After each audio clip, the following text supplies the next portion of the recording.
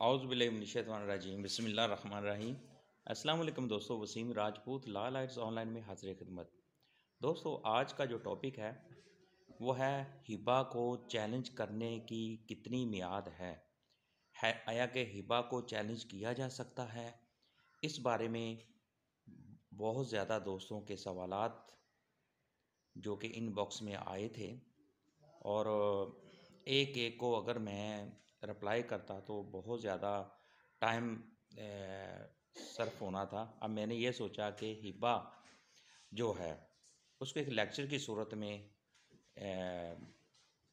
Convert किया जाए ताकि उसको शेयर करें जिन दोस्तों को ये इस बारे में हिबा के मतलब गिफ्ट के बारे में इसको चैलेंज करने का क्या तरीकाकार है, आया कि इसको चैलेंज किया जा सकता है या नहीं। तो लेक्चर को शुरू करने से पहले रिक्वेस्ट करूंगा चैनल को सब्सक्राइब कर लें, बेल आइकन को क्लिक कर लें। जैसे ही इधर से वीडियो अपलोड हो आप इस कानूनी रहनुमाई से मुस्तफ़ीद हो सकेंगे। दोस्तों, बेतहाशा दोस्तों के सवालात थे, आया कि अगर कोई शख्स मसलन वालदा अपने बेटे को हिबा कर देती है, बाकियों को महरूम कर देती है, आया कि वो चैलेंज हो सकता है या नहीं। बाप बेटी को हिबा कर देता है, गिफ्ट कर देता है, चैलेंज हो सकता है नहीं, उसकी मियाद क्या है। इसी तरह बाप भतीजों को प्रॉपर्टी हिबा कर देता है तो उस बारे में क्या वो भी चैलेंजेबल है या कि नहीं, आया कि उसके वारिस पहले मौजूद थे या नहीं। बेतहाशा सवालात हैं और इसी लेक्चर के अंदर सभी का हल है दोस्तों। अब सबसे पहले तो हिबा को चैलेंज करने की जो मियाद है वो है 6 साल। हिबा को चैलेंज करने की 6 साल की मियाद मुकर्रर है।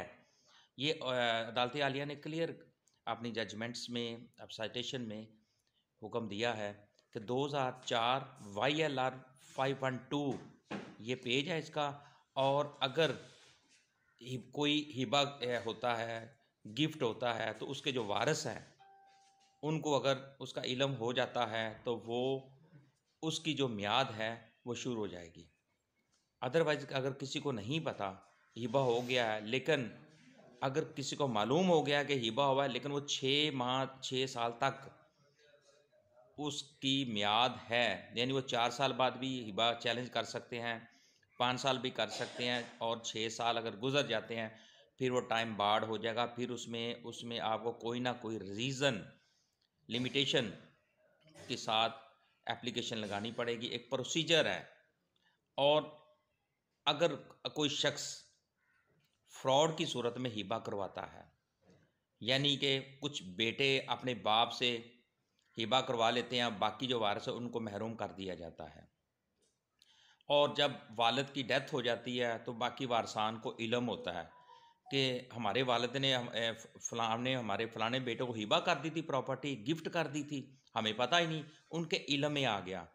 जैसे ही उनके इल्म में ये आता है कि उनका बाप मरने से पहले प्रॉपर्टी हिबा कर गया था, गिफ्ट कर गया था, तो साथ ही उसकी जो मियाद है चैलेंज करने की जो मियाद है इल्म होने से ही शुरू हो जाएगी।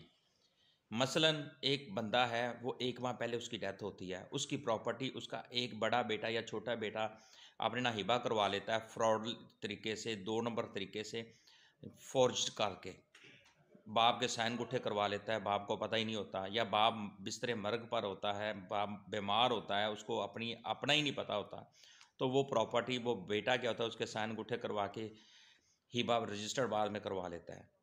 तो उसके जो औलाद है जब उनको पता चलता है कि हमारे ये जो प्रॉपर्टी वो अदालत में जाते हैं तकसीम जायदाद के लिए या वरासत के लिए, तो वहाँ से उनको पता जब नोटिस वगैरह होते हैं, जब वो दूसरी पार्टी आती है तो पता चलता है कि हमारा बाप अपनी ज़िंदगी में हमारे फलाने बेटे को प्रॉपर्टी हिबा कर गया।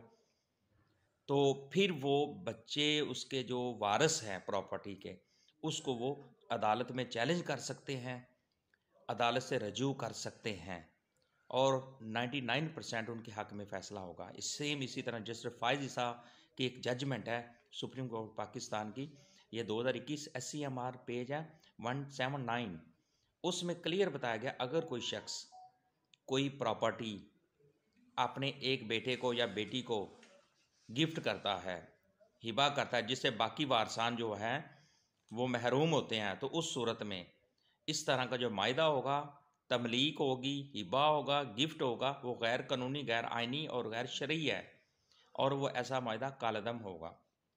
और फ्रॉड की सूरत में हिबा को चैलेंज करने की जो मियाद है इल्म होने से ही शुरू हो जाएगी, जो मैं पहले अर्ज़ कर चुका हूँ दोस्तों।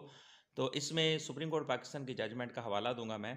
2005 SCMR 1859, इसमें क्लियर बता दिया गया कि जब हिबा कोई बंदा A B के नाम करता है तो बाकी C D अदर्स जो वारस हैं उनको नहीं मालूम। जब उनको इस प्रॉपर्टी का मालूम होगा कि उनके नाम ये प्रॉपर्टी जो है हिबा कर दी गई है, एक बंदे के नाम बाकियों को महरूम कर दिया गया, तो वो इल्म होने पर उनकी मियाद शुरू हो जाएगी चैलेंज करने की, और वो कोर्ट से रजू करके अपना जो हक है बज़रिया अदालत वो ले सकते हैं। अब मेरे दोस्तों, मेरे भाइयों, जो आपके सवालात थे इसमें सारे के सारों का मैंने जवाब दे दिया है। मुझे अपनी दुआओं में याद रखिएगा। आप जहाँ रहें सलामत रहें। अल्लाह हाफिज़।